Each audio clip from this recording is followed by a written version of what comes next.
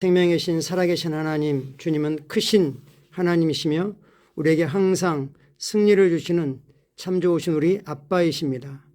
우리가 우리의 경건으로, 우리의 열심으로, 우리의 선함으로 오늘 우리가 된 게 아니라 하나님의 은혜로, 하나님의 힘과 능력과 도우심으로, 또 하나님 우리를 너무너무 사랑하시기 때문에 아버지 우리를 하나님의 자녀들이 되게 하셨습니다.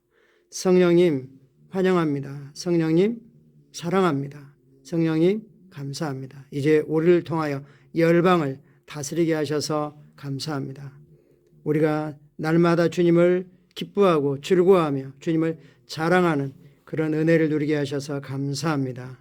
아버지 우리 심령에 말씀을 심어주시고 그 말씀 우리를 견고하게 붙들어 주시며 우리 삶의 말씀이 실제가 되게 하심을 감사합니다. 감사합니다. 예수님의 이름으로 기도합니다. 아멘. 11월 12일 토요일 말씀을 실제 제목같이 읽겠습니다. 열방을 위한 기도에 힘쓰십시오. 기도의 자리, 바로 그 자리가 어디든 간에 골방인 거죠. 우리는 골방에서 열방을 경영합니다. 골방에서 열방을 위한 기도에 힘쓰십시오. 우리의 골방은 따로 딱 그런 방이 아니라 어디나 기도하는 자리는, 하나님과 깊고 친밀하게 교제하는 자리는 바로 골방이 될 수 있습니다. 성경 말씀 읽겠습니다. 내게 구하라. 내가 이방 나라를 내 유업으로 주리니 내 소유가 땅끝까지 이르리로다. 시편 2편에서 하나님의 아들 메시아에 대해서, 부활하신 주님에 대해서 말씀하시면서 내게 구하라. 내가 이방 나라, 열방을 내게 유업으로, 유산으로 주었으니 내 소유가 땅끝까지 이른다라고 말씀하십니다.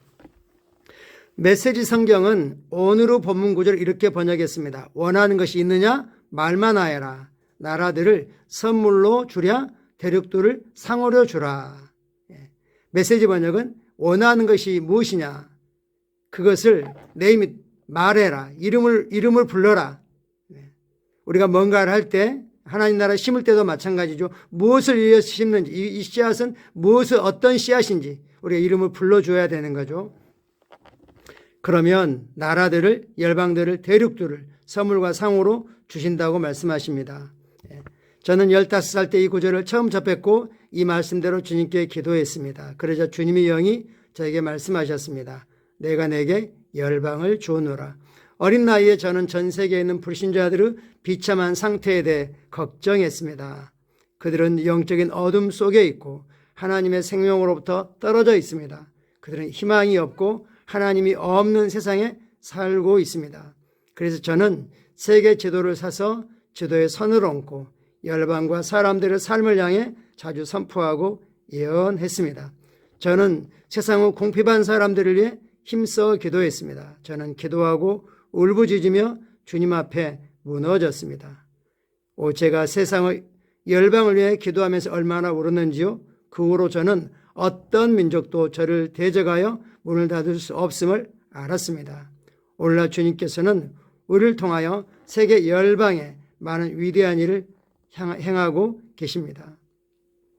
영적인 어둠 속에 있는 사람들은 이 세상 신인 사단이 그들의 마음을 온갖 잘못된 경험들과 정보들로, 또 종교적인 생각들로, 도덕적 윤리적인 생각들로 자기의로 어둡게 해가지고 복음의 빛이 들어가지 않게 이렇게 안개를 가득 끼게 해놨습니다. 불신자들을, 믿지 않는 자들의 그 상태가 얼마나 비참한지 우리가 인식한다면 그들을 위해 기도하지 않을 수 없습니다. 우리가 아무리 친절하게 해주고 잘해주고 이건 필요하죠. 그렇지만 영적으로 어둠이 제거되어야 됩니다. 그들의 상태가 영적인 어둠이고 하나님의 생명에서 끊어져 있고 소망도 없고 어떤 희망도 없고 하나님 없이 살아가고 있습니다. 보호자 없이 이 험악한 야수로 가득 찬 곳에 그냥 어린아이가 방치된 것처럼 그렇게 살아가고 있는 겁니다. 거기에 관심을 가졌다는 거죠. 힘써 기도했습니다. 세상에 어려운 사람들, 궁핍한 사람들을 위해서 힘써 기도했습니다. 정말 영적으로 죽어 있는 사람들, 하나님에게서 끊어져 있는 사람들이 얼마나 참 비참한 상태에 있는 건지요. 주님께서 나에게 구하라, 내가 이 이방인을 내 기업으로 주리라고 말씀하셨을 때 그분은 사람들의 영혼과 그들에게 영향을 미칠 복음과 하나님의 의를 구하라고 말씀하신 것입니다. 이것이 바로 사도들이 한 일이며 오늘날 우리가 해야 하는 일입니다. 그 무엇도 우리를 막을 수 없습니다.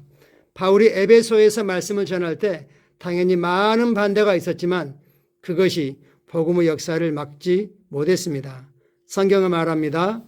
이와 같이 주의 말씀이 힘이 있어 흥왕하여 세력을 얻으니라. 흥왕하다, 크게 자라났다는 거죠. 말씀이 아주 힘있게 자라나서 세력을 얻으니라. 말씀이 지배하니라. 이러한 결과의 비결은 기도에 힘쓰는 것에 있습니다. 당신의 국가, 도시, 마을, 학교, 직장, 또 기타 우리가 관계된 그런 사람들을 위해서 기도 안에서 힘쓰십시오. 그러면 반드시 하나님의 말씀은 그 기도 안에서 흥왕하여 세력을 얻을 것입니다. 할렐루야. 우리 개인의 필요들, 우리 개인의 문제를 해결하는 것, 여기에 기도를 당연히 해야 되지만 그걸 넘어서 하나님의 마음을 품고 하나님은 아들을 희생하셔서 온 세상, 전 세계를 밭을 함께 사셨습니다. 그리고 그 안에 있는 보물들, 즉 구원받을 영혼들을 하나님의 소유로 사셨습니다.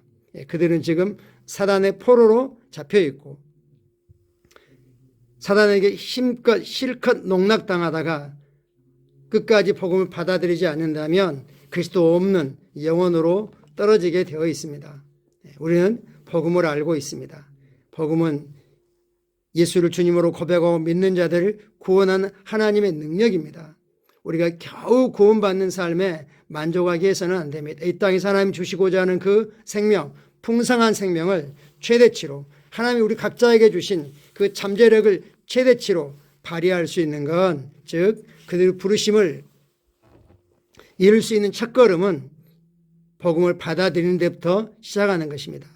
그것은 그들 스스로 될 수 없고 우리의 기도로부터, 골방에서 열방을 품는 기도로. 어디가 열방입니까? 우리 각자가 있는 곳이 땅끝이라고 생각하시면 됩니다. 참고 성경 구절 같이 보겠습니다. 디모데전서 2장 1, 2절입니다.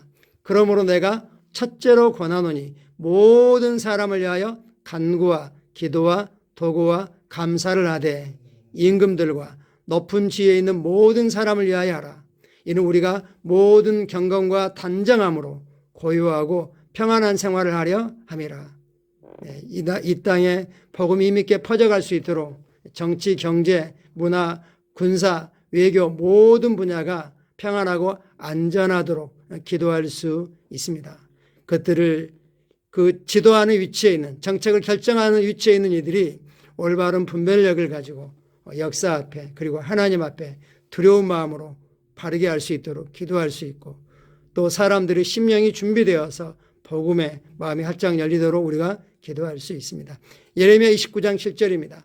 너희는 내가 사로 잡혀가게 한 그 성읍의 평안을 구하고 그를 위하여 여호와께 기도하라. 이는 그 성읍이 평안함으로 너희도 평안할 것임이라. 정말 우리 민족적인 감정으로는 받아들일 수 없는 그런 말씀 우리에게 요구하고 계시죠. 너희가 포로로 잡혀간 그 나라, 그 성읍의 평안을 위해서 기도해라. 그러므로 너희도 평안할 것이다. 에스겔 3장 17절 말씀입니다.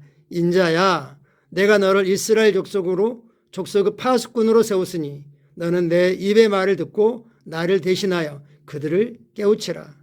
그래서 그들이 죄를 돌이키면 너에게는 아무런 책임이 없지만 너가 듣고도 전하지 않아서 여전히 죄 가운데 죽어간다면 나는 그들의 핏값을 너에게 요구하겠다, 이렇게 말씀하고 있죠. 파수꾼은 깨어서 기도하는 자이죠. 하나님이 오늘 나의 세계에 있는 아직 주님을 만나지 못하는, 복음을 제대로 깨닫지 못하는 영혼들을 떠올려보고 그들 위해서 기도하고 뿐만 아니라 우리 교회를 통해서 더 많은 영혼들에게, 더 많은 지역에 복음이 퍼져나가도록 기도하실 수 있습니다. 복된 주일이 기다리고 있습니다. 주일을 위해서 또 예배를 위해서 우리 함께 같이 기도로 준비하고 함께 예배에서 만나도록 하겠습니다. 감사합니다. 오늘도 주님의 은혜가 넘칩니다. 감사합니다.